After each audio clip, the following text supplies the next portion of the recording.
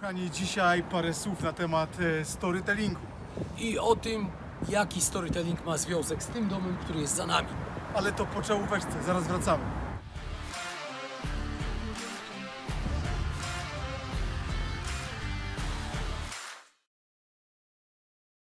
Kochani, ale już mówimy, jaki to dom?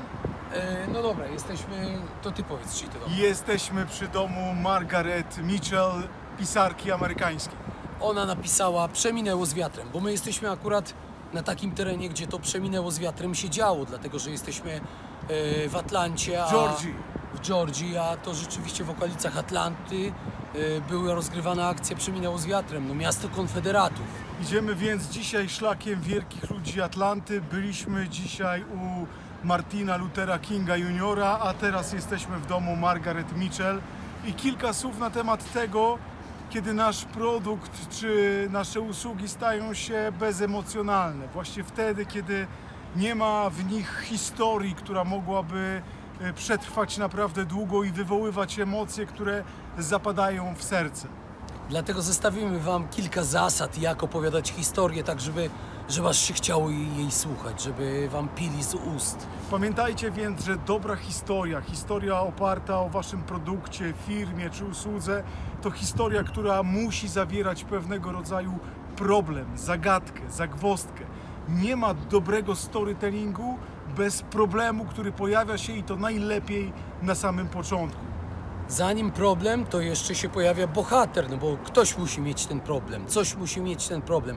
Konkretny bohater i to taki im bardziej konkretny, im bardziej opisany, tym lepiej. Czyli Roman lat 23 wyruszył do stolicy z zachodniopomorskiej wsi.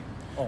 Może ten bohater być po problemie, to znaczy możecie zacząć od problemu, a potem bohater wjeżdża na białym koniu, ale żeby bohater wjechał na białym koniu, powinien być jakiś wróg albo też pozorne rozwiązanie tego problemu. Coś, co jest tylko pozornym rozwiązaniem. Czyli mamy już trzy elementy. Po pierwsze bohatera, po drugie problem, po trzecie jakiegoś wroga, którego trzeba pokonać, a wrogiem może być rzeczywiście jakieś pozorne rozwiązanie, które de facto rozwiązaniem nie jest. I fajnie wjechać z prawidłowym rozwiązaniem w jakiejś fajnej sekwencji wywołującej pragnienie posiadania, skorzystania z waszych usług, produktów, bądź też współpracy z waszą firmą.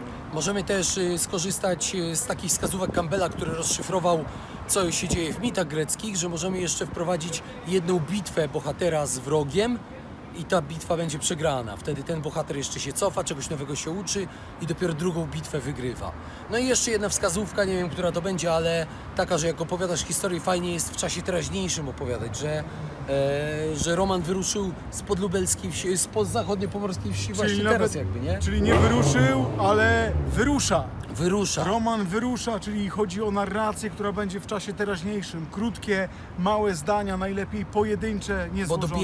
Bo dodaje to rytmu, dodaje to, łatwiej się słucha, buduje się napięcie. Czyli krótkie zdania i czas teraźniejszy to jest kolejna wskazówka. Jeżeli macie jakieś fajne przykłady storytellingowych opowieści o waszych produktach, waszej firmie, zamieszczajcie pod spodem, będziemy się wszyscy na nich uczyć. I jeszcze prosimy o łapki w górę, jeżeli wam się podobało i suby. Czyli żebra, lajki prosimy, bo podobno trzeba, a nam zależy. I God bless you. Bless you. Good luck.